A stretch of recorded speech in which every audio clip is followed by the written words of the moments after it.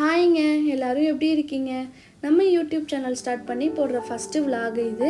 உங்களுக்கு நம்மளோட வீடியோஸ் பிடிச்சிருந்துச்சு அப்படின்னா சப்ஸ்கிரைப் பண்ணிக்கோங்க.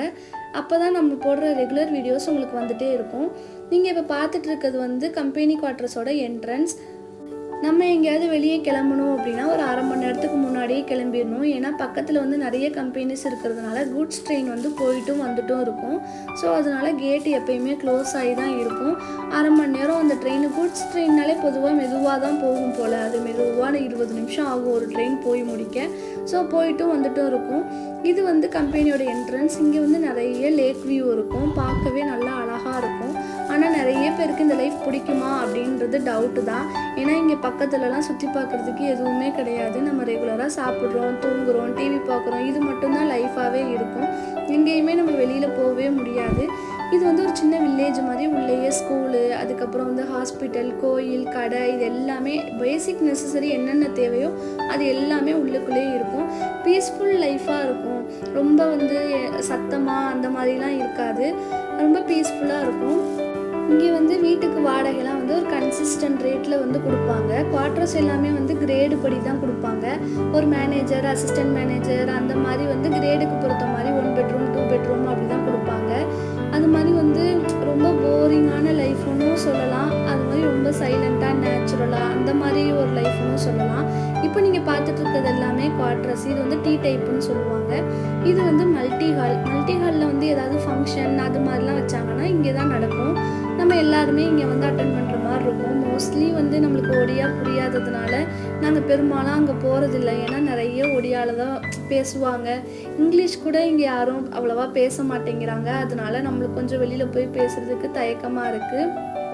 அது மாதிரி உள்ளேயே வந்து கோஆப்ரேட்டிவ் ஸ்டோர் அப்படின்னு இருக்கும்.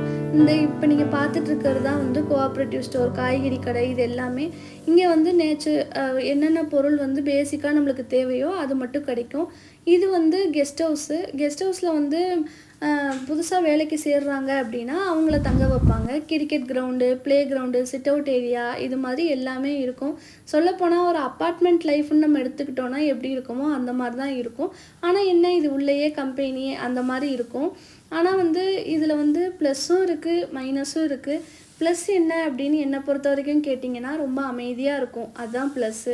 மைனஸ் என்ன அப்படின்னு எடுத்துக்கிட்டிங்கன்னா உள்ளேயே கம்பெனி இருக்கிறதுனால எந்த டயத்துக்கு வேணாலும் கூப்பிடுவாங்க, போகிற மாதிரி இருக்கும். தென் வந்து பக்கத்தில் எதுவுமே இல்லையா, ஹஸ்பண்ட் வேலைக்கு போனதுக்கப்புறம் வீட்டுக்குள்ளேயே இருக்கிற மாதிரி ஸ்ட்ரெஸ்ஸாகவே இருக்கும். அது ஒன்று தான். அதுக்கப்புறம் வந்து இந்த மாதிரி நேச்சுரலாக நிறைய இருக்கும். ஆனால் 2 நாள் 3 நாள் போகலாம். அதுக்கு மேலே போனோன்னா நம்மளுக்கே போர் அடித்த மாதிரி ஆகிடுது. அது ஒன்று தான் கொஞ்சம் கஷ்டமாக இருக்குது. சரி பரவாயில்ல, எல்லோரும் காசுக்காக ஓடி தானே ஆகணும் அந்த மாதிரி தான் இருக்குது எனக்கு. என்னோடய சொந்த ஊர் வந்து காரைக்குடி. நான் அங்கே போகிறப்போ உங்களுக்கு செட்டிநாடு விலாக்ஸும் எடுத்து நான் போடுறேன். பார்க்கவே ரொம்ப அழகாக இருக்கும். இது ஒன்று தான் மனசுக்கு ரொம்ப திருப்தியாக இருக்கும். இது வந்து சிவன் கோயில்னு சொல்கிறாங்க.